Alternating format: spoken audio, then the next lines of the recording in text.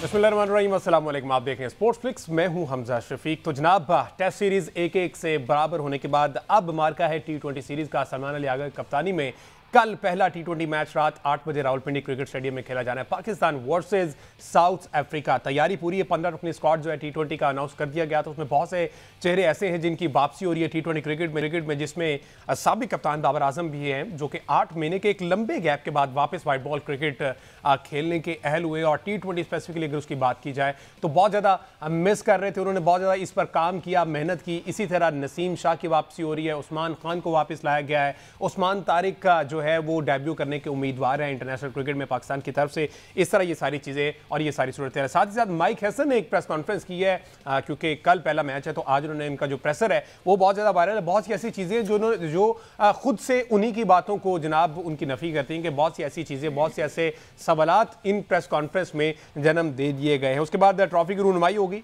और साथ ही साथ PSL वाला मामला खासा गर्म है। अली तरीन साहब के स्टेटमेंट के बाद जिस तरह से उन्होंने वो लीगल नोटिस पढ़ा PCB की जानिब से दिया गया, उसके बाद अब ये तो कंफर्म हो गया कि इस अगले सीजन में 8 टीमें होने वाली हैं, 6 वेन्यूज़ होने वाले हैं। लेकिन अब वो 2 टीमें और कौन सी होंगी, क्योंकि मुल्तान सुल्तान का जो कॉन्ट्रैक्ट है वो डिसकंटिन्यू कर दिया गया है। वैसे तो तमाम अब जो अगला लाइअमल है वो 10 साल का होने वाला है। सारी सूरत पर बात करते हैं, हमारे साथ मौजूद हैं senior sports analyst Ahmed Saeed साहब। अहमद जी वालेकुम। अहमद सईद साहब, कल के मैच से आगाज कर लेते हैं। पहला T20 मैच कल पिंडी स्टेडियम में खेला जाना है। विकेट किस तरह का, क्योंकि हमारे कोच का कहना है कि ना तो प्योरली बैटिंग है ना बॉलिंग है, ये एक अच्छी क्रिकेट खेलने के लिए हमने विकेट तैयार करवाई है, जिसका फ़ायदा जो है हमें इन अ लॉन्गर रन होगा, हमें बहुत सी प्रैक्टिस करने का मौका मिलेगा। तो प्लेइंग 11 सबसे पहले ज़रा डिस्कस कर लें, क्योंकि अगर तो ये बिटवीन है, बीच वाला मामला है, तो क्या हम स्पिनर के साथ नहीं जाएंगे? हम प्रॉपर 3 फास्ट बॉलर और साइम अयूब को एज स्पिनर या एक आधा नवाज हम प्रॉपर स्पिनर लेके जाएंगे? देखें, इसमें जो PSL हुई थी अभी आखिर, उसमें भी आपको याद होगा कि जो पिंडी का ट्रैक था, ये जो PSL 10 का एडिशन हुआ, 10वां एडिशन हुआ था PSL का, उसमें आपको याद होगा कि जो पिंडी का ट्रैक था उस पर जिस तरह रिवाजी तौर पर 200 230 रन बनते थे, उस तरह नहीं हुआ इस बार। तो ये पिच जो है उसमें दोनों तरफ बैटिंग और बॉलिंग दोनों को सहूलत मिल रही थी। इसमें जो स्पिन बॉलर थे वो बहुत ज़्यादा इफेक्टिव थे। खासतौर से जब पाकिस्तान क्रिकेट ने टेस्ट क्रिकेट में इस तरह के पिचेस बनाना शुरू किए हैं, तो फिर अब हमें ये देखने को मिल रहा है कि स्पोर्टिंग विकेटें जो हैं वो कजाफी का स्टेडियम का जो पिच था PSL में, वो पेस को सपोर्ट कर रहा था, और जो पिंडी का पिच बना था PSL में, उसमें स्पिन ज़्यादा इफेक्टिव नजर आते थे हमें।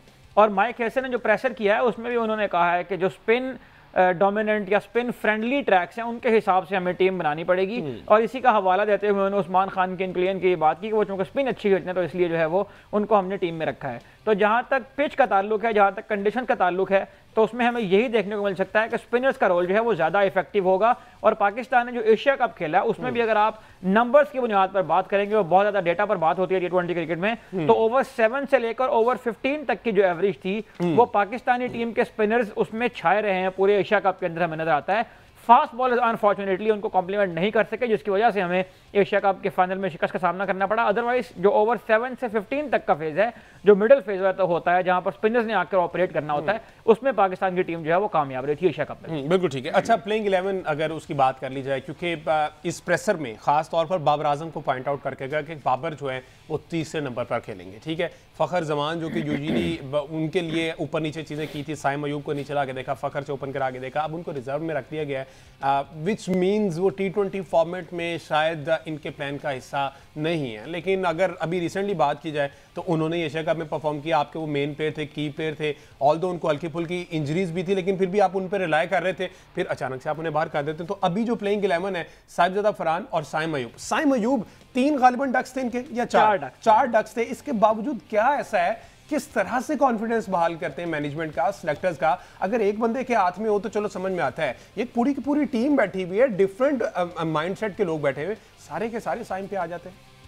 देखिए, बिल्कुल ठीक पॉइंट आउट आपने किया है। साइम अयूब जो है वो अपनी परफॉर्मेंस की बुनियाद पर, जब उनसे ओपनिंग परफॉर्म नहीं हुआ तो वो नंबर 3 पर भी चांस दिया गया एशिया कप में, लेकिन वहां भी वो परफॉर्म नहीं कर पाए हैं। लेकिन उसी दौरान जो है वो साइम अयूब अपनी बॉलिंग की वजह से T20 रैंकिंग में नंबर 1 भी आ गए थे।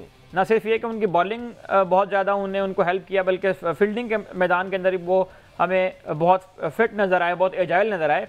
लेकिन जो उनका असल काम है, जो स्पेशलिस्ट बैट्समैन के तौर पर उनका रोल है, टॉप ऑर्डर बैटर के तौर पर, इस पर खास तौर पर क्वेश्चन इसलिए भी होते हैं कि इनको कह करके इनकी जो ये वाली एबिलिटी है कि इनसे हमने पावर प्ले में फायदा उठाना है, ये कहकर रिजवान और बाबर आजम को पाकिस्तानी टीम से ड्रॉप किया गया था।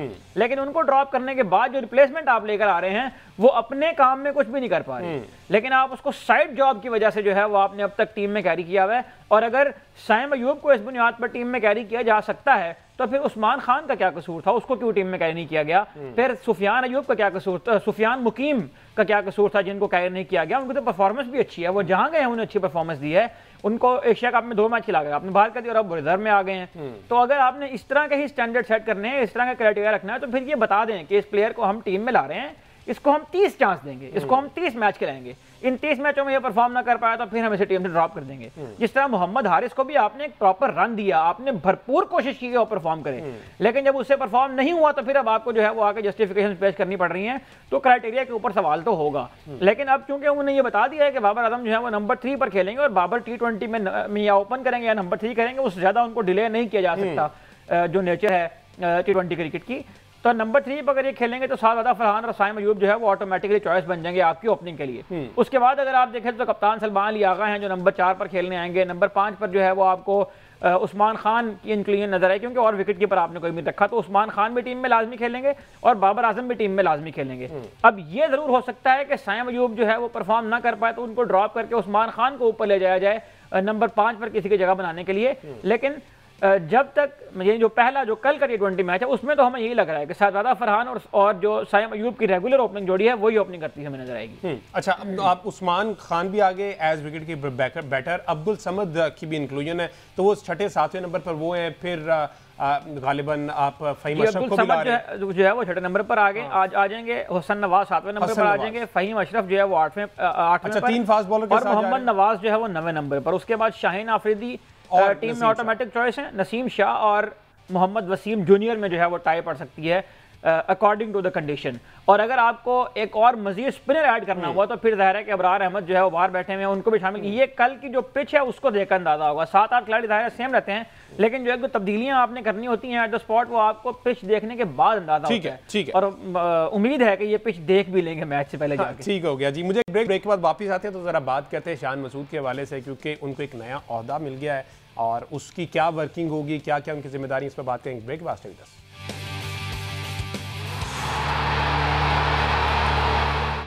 वेलकम बैक जी। बात हो रही पाकिस्तान क्रिकेट के हवाले से। कल पहला T20 match Pakistan versus South Africa Pindi cricket stadium में खेला जाएगा। और जिस तरह से ब्रेक पे जाने से पहले हम सही बता रहे थे कि PSL की अगर लास्ट टाइम बात की जाए तो उसमें लाहौर की जो कंडीशंस हैं फास्ट बॉलर को हेल्प दे रही थी, और पिंडी की जो है वो ऑफ एंड ऑन जो है हमने देखा कि स्पिनर्स के लिए ज़्यादा कारगर साबित हो रही थी। तो अभी हमने प्लेइंग 11 डिस्कस की जो कि कल एक्सपेक्टेड प्लेइंग 11 हो सकती है, इस पर फर्दर भी आगे बात करेंगे। लेकिन ये जो टेस्ट सीरीज 1-1 से बराबर हुई उसके कप्तान शान मसूद जो हैं उनको एक और जिम्मेदारी मिल गई। तो PCB ने अभी एक जनाब डिनर होस्ट किया गया PCB की जानिब से, जिसमें prime minister of Pakistan Shahbaz Sharif साहब भी मौजूद थे। अच्छा, उसमें मोहसिन नकवी साहब जो कि PCB चेयरमैन हैं, उन्होंने ये अनाउंस किया और शान मसूद को consultant international cricket and players affairs मुकर्रर कर दिया गया है।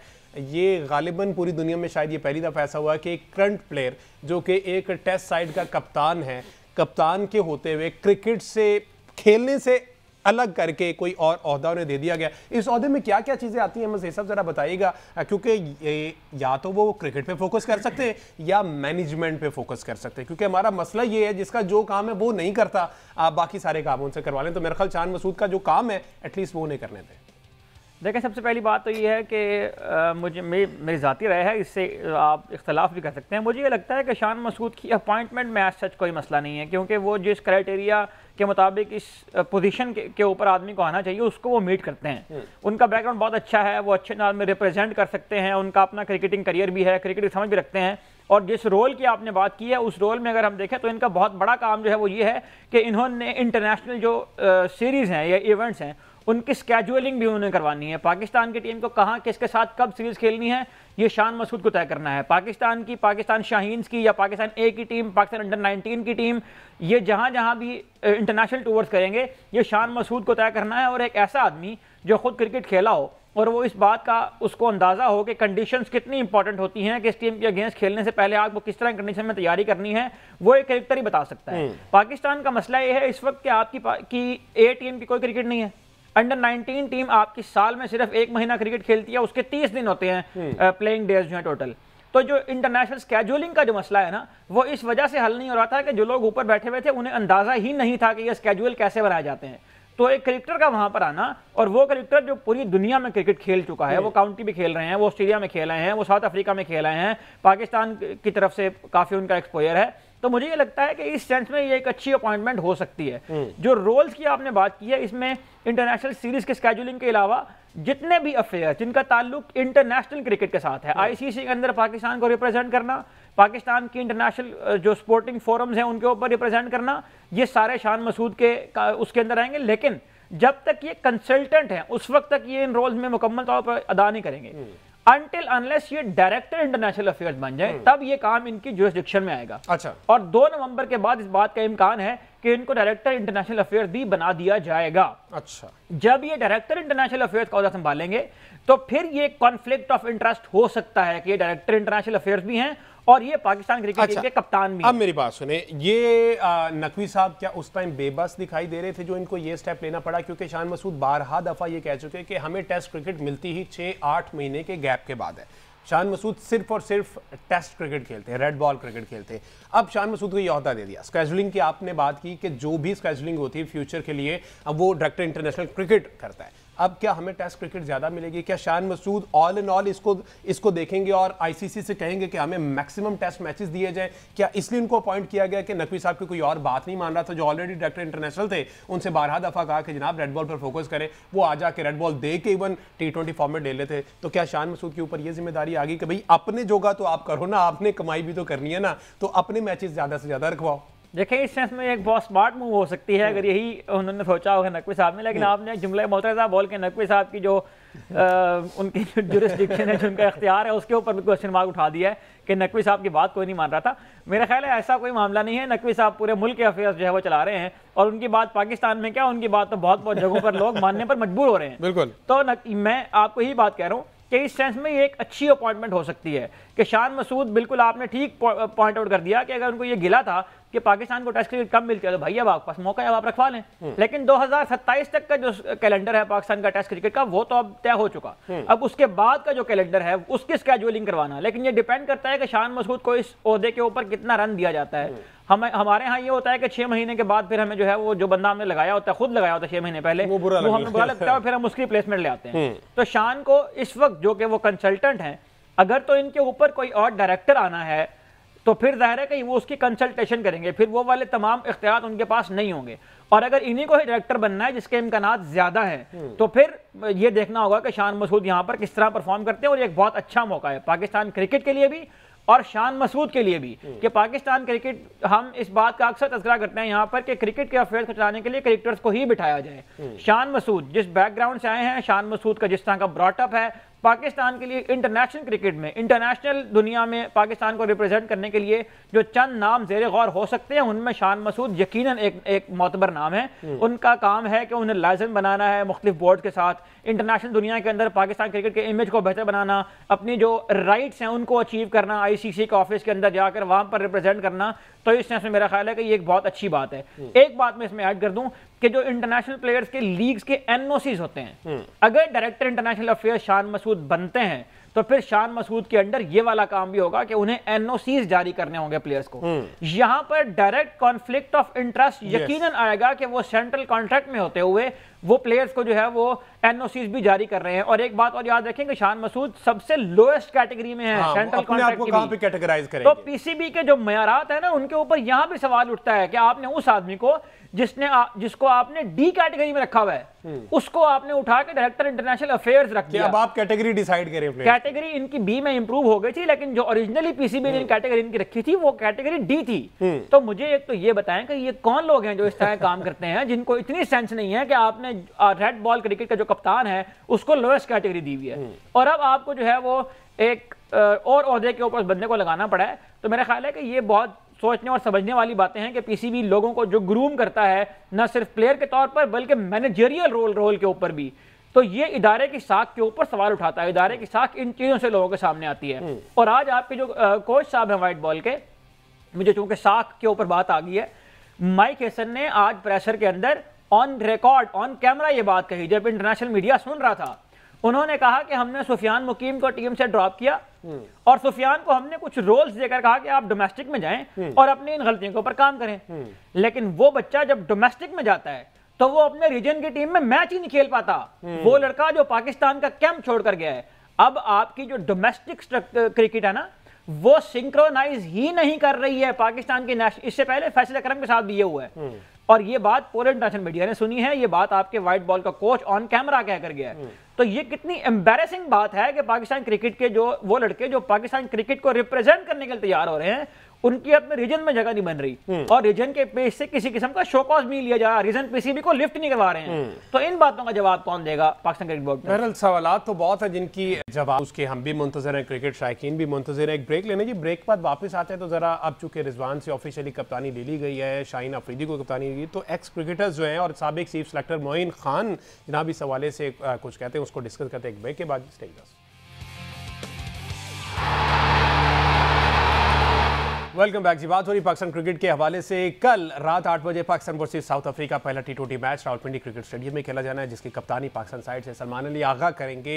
ये है T20 के कप्तान। ODI के कप्तान की बात करें तो अब है शाहीन शाह अफरीदी, ODI के नए कप्तान जिन्हें मुकर्रर कर दिया गया है, और साबिक कप्तान मोहम्मद रिजवान जो हैं वो जनाब अब कप्तानी के ओहदे से दस्तबरदार हो चुके हैं, उनको करवा दिया गया। बहरहाल अब साबिक कप्तान और साबिक चीफ सेलेक्टर मोइन खान ने कहा है कि अब चूंकि शाहीन अफरीदी को ये क़यादत दे दी गई है, ये जिम्मेदारी सौंप दी गई है, तो बहरहाल अब उन्हें सपोर्ट करना बनता है, ठीक है ना, और कोई ऑप्शन हमारे पास बचा नहीं है। तो अब जब बन गए तो सपोर्ट करते हैं, लेट्स सी क्या होता है, अल्लाह करे पाकिस्तान की क्रिकेट के हक में बेहतर रहेंगे। तो उन्होंने कहा कि जनाब 100% जो है 100% सपोर्ट मिलनी चाहिए मैनेजमेंट की तरफ से भी, टीम मेंबर्स की तरफ से भी और शायकीन की तरफ से भी, ठीक है। अपने कंफर्ट जोन में रहकर टीम चलाएं, ये उन्होंने कहा है कि जनाब शाहीन अफरीदी का कंफर्ट जोन जनाब वो आपको भी पता है और वो हमें भी पता है कि किस तरह का वो कंफर्ट जोन है, कि वो तीसरे चौथे नंबर पर बैटिंग करने के लिए भी आ जाते हैं, ये उनका कंफर्ट जोन है, वो अपनी मर्जी के मुताबिक चलने वाले लोग हैं। खैर इस पर फर्दर और इसी वाले से राशिद लतीफ़ साहब ने भी कुछ कहा है। तो अहमद सईद साहब, पहले ये जो मोइन खान साहब का स्टेटमेंट है कि 100% सपोर्ट चाहिए शाहीन अफरीदी को, तो क्या पहले कप्तानों को सपोर्ट नहीं मिली मैनेजमेंट की तरफ से? क्योंकि ये तो इशारा यही दे रहे हैं कि जनाब अब इन्हें 100% दे दें एटलीस्ट। देखिए इसका जवाब तो मेरा ख्याल है मोइन खान से बेहतर खुद कोई नहीं दे सकता। मोइन खान साहब इतने कप्तानों के अंडर खेले हैं, बल्कि जिस टीम का हिस्सा थे उसमें 6-6 7 कप्तान एक ही टाइम पे खेल रहे होते थे। तो मोइन खान से बेहतर कौन बता सकता है कि कप्तान को सपोर्ट मिलना कितना ज़रूरी है। लेकिन अनफॉर्चुनेटली प्रॉब्लम यह है कि ये मुझे ये कहना पड़ेगा कि जिस लेगेसी को पाकिस्तान क्रिकेट ने उस ज़माने में मतलब छोड़ा था, उसको ही कैरी ऑन फिर किया गया। अगर हम कप्तानी के हवाले से बात करें तो पाकिस्तान में कप्तानी जो है वो एक सर्कस है, और उस सर्कस के अंदर आप ये नहीं कह सकते कि यहाँ पर आने वाला जो मदारी है वो कितने अरसे तक ये तमाशा दिखा पाएगा, क्योंकि यहाँ पर 2-2 महीने क्या 6-6 महीने क्या एक सीरीज के लिए भी कप्तान आते हैं। शाहीन अफरीदी के साथ पहले भी पाकिस्तान क्रिकेट बोर्ड ने यही कुछ किया था कि वो आए थे और एक सीरीज के बाद उनसे कप्तानी ले ली गई थी। और अब जिस का आप तज़किरा कर रहे हैं इशू का, उसमें मोहम्मद रिजवान को कप्तानी से हटाने की वजह यह बताई जा रही है कि वो अपनी मर्जी की टीम मांगते थे। तो दुनिया में कौन सा ऐसा कप्तान है जो अपने आप को अहल कप्तान साबित करने के लिए अच्छी टीम ना मांगे? शाहीन अफरीदी भी यही करेंगे। अच्छा, तो इसके बारे में ये बता देता हूँ, जो इन्होंने कहा है ना, उन्होंने कहा है कि शाहीन का मिजाज भी ऐसा है कि अगर उनके साथ रोक टोक की गई तो वो कप्तानी छोड़ सकते हैं। हालात देखकर ये लगता है कि 6 माह में फिर कप्तान तब्दील होने वाला है। तो भाई इमरान खान साहब ने भी तो कप्तानी छोड़ दी थी ना। फिर इमरान खान किस शर्त वापस आए थे कि मुझे मेरी मर्जी की टीम दो, और जब इमरान खान को उनकी मर्जी की टीम मिली तो फिर 4-5 साल में उन्हें ऐसी टीम बनाई गई जिसने 92 का वर्ल्ड कप जीता था। तो फिर लेकिन बात यह है कि आपने अगर सपोर्ट करना है कप्तान को, तो जो पिछला कप्तान था उसकी कोई मतलब जो उसकी रीजन थी हटाने की वो कोई जेन्युइन नहीं थी या वो कोई इलॉजिकल थी। अच्छा, वैसे रीजन दिया क्या गया? रीजन यही जी रीजन यही है ना कि मोहम्मद रिजवान की जो परफॉर्मेंस है वो खराब है, क्योंकि एक सीरीज हारने का हम इंतजार कर रहे होते हैं। उस सीरीज के हारने के बाद या कप्तान फारिग होता है या कोच फारिग होता है। इस बार जो है वो कप्तान फारिग हुआ है, तो अब खुदा ना खास्ता पाकिस्तान की टीम 2026 के वर्ल्ड कप में जाती है और वही 2024 के वर्ल्ड कप वाली खुदा ना खास्ता परफॉर्मेंस आती है, तो फिर आप देखें कोच फारिग हो जाएगा। लेकिन ये परफॉर्मेंस की बात नहीं। राशिद लतीफ़ साहब तो कुछ और कहते हैं। राशिद लतीफ़ साहब कहते हैं कि इनका मामला कुछ और है। बाबर और इसने दोनों ने मिलकर PSL में कुछ इस तरह की चीजें की। लेकिन राशिद लतीफ़ साहब तो ये बात काफी अरसे से कर रहे हैं, ये उस वक्त से कर रहे हैं जब से PSL चल रहा था। अच्छा, मोहम्मद रिजवान और बाबर आजम को यह कहा गया था कि आपको अपना जो एजेंट है ना, अच्छा, वो तब्दील करना होगा। वो एजेंट जो इनके सारे कॉन्ट्रैक्ट्स करवाते हैं, उन एजेंट्स को तब्दील करना होगा और वो एजेंट्स आपको लेने होंगे जो PCB की जानिब से रिकमेंड किए जाते हैं। ये वो एजेंट्स हैं जो आपको किसी भी किस्म का इश्तिहार अगर शर्ट पे लगाना हो ना तो उसमें वो आपको कंफर्ट फील करवाते हैं। वो कहते हैं कोई मसला नहीं है, लगा दो। मोहम्मद रिजवान और बाबर आजम इन्होंने ये कहा था कि जो सरोगेट कंपनीज हैं जिनका ताल्लुक जुए के साथ है, जिनका ताल्लुक बैटिंग के साथ है, उनके स्पॉन्सर्स हम यहाँ पर शर्ट के ऊपर नहीं लगाएंगे। आपको याद है मोहम्मद रिजवान टॉस करने आते थे, उन्होंने उसके ऊपर टेप लगाई होती थी।